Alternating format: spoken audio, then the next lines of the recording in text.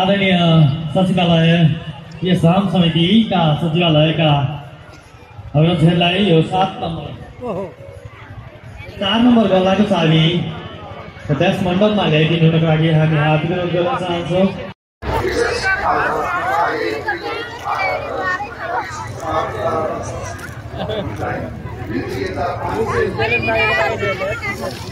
महाप्रसाद